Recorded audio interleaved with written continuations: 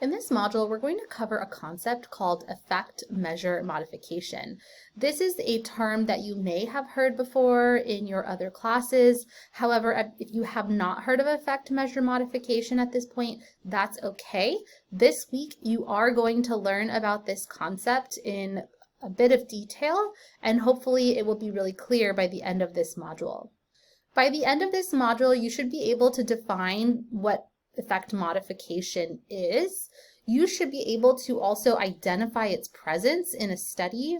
And then really importantly, you do need to be able to understand the difference between effect modification and confounding. These two concepts get really mixed up by people all of the time. The reason is that they, based on their definition and what they involve the presence of a third variable. And this causes quite a bit of confusion in terms of understanding the difference between the two. So by the end of this module, you are hopefully going to feel really confident in being able to identify whether a variable is an effect modifier or a confounder, or in some cases, even both.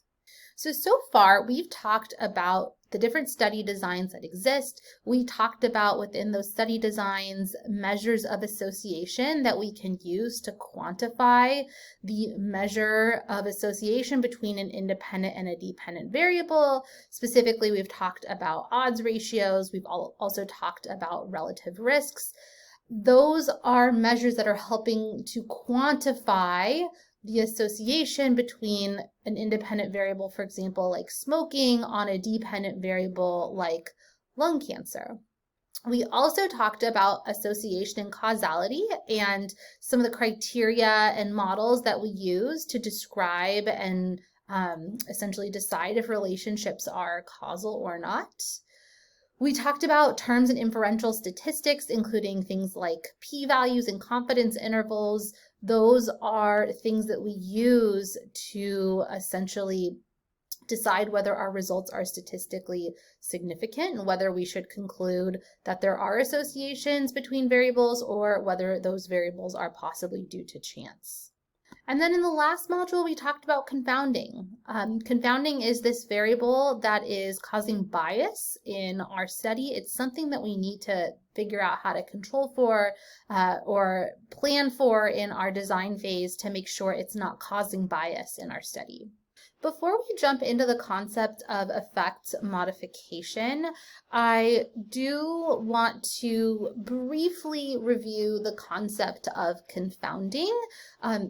You do need to understand the difference. And so before we jump into effects modification, I want to just do a quick recap on confounding to make sure that this is really clear in your mind as you enter this module on effect modification. So remember, confounding is this mixing of effects that we get. You can think of it as an annoying background noise that is impeding your ability to quantify a measure of association between an exposure and an outcome. So it's distorting the true relationship between our exposure and our outcome variable because there's some other third variable that's out there. By definition, that variable to potentially confound the relationship between the exposure and the outcome, it has to be associated with the exposure and it has to be associated with the outcome. It cannot fall on that causal pathway between that exposure and outcome variable. It also needs to be unevenly distributed across our comparison groups. In observational studies, this is typically the case, but in something like a randomized controlled trial, the whole point of a randomized controlled trial is that you're randomizing people across different variables. And so you don't have this issue of confounding necessarily that is causing bias in those RCTs. But in observational studies, confounding is a pretty big issue and something we really have to think about. As a reminder, in terms of how to detect confounding, what we essentially are looking for is we are calculating some overall measure of association with everybody in our sample, and then we're stratifying according to the levels of that potential confounder.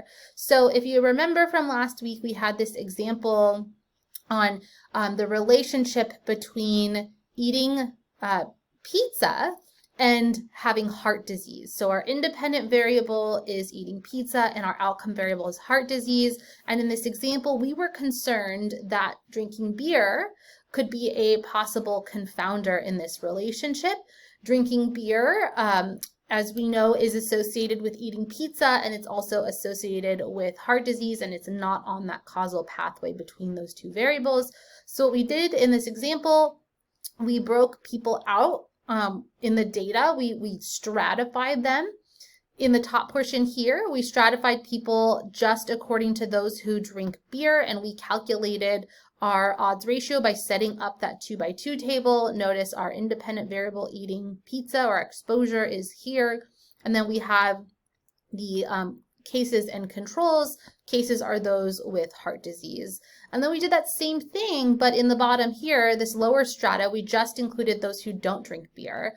And we set up that 2x2 table. We calculated the data and we saw that our odds ratios were very similar. In fact, in this case, they were exactly the same. They were both 9. And so when we think about our crude odds ratio, which was 23, and we think about our adjusted odds ratio, remember our adjusted odds ratio is essentially just going to be an average of this drinking beer odds ratio and the not drinking beer odds ratio. So in this case, it would be 9 because the average between 9 and 9 is 9.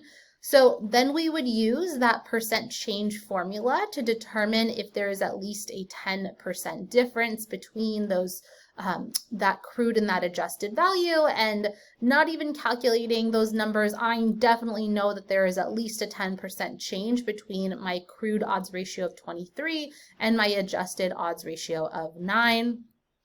Because these variables were very similar to one another, there was at least a 10% or more change between the crude and the adjusted, I concluded that drinking beer is in fact a confounder in the relationship between eating pizza and heart disease.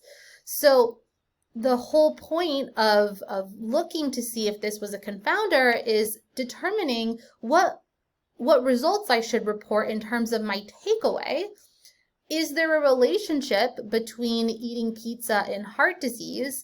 Well, ignoring statistical significance, because I don't have that in this problem, if I were to just look at the odds ratios, if I were to report the crude odds ratio of 23, that would be way overestimating the relationship between eating pizza and heart disease. An odds ratio of 23 is really large.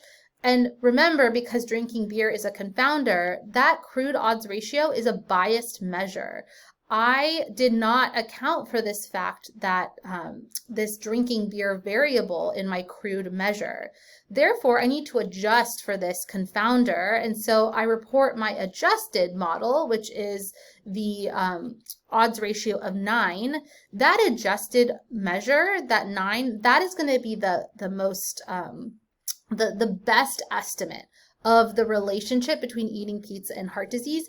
It's minimized any bias due to that drinking beer variable. So I would not want to report the crude odds ratio for my takeaway results to describe the association between between eating pizza and heart disease.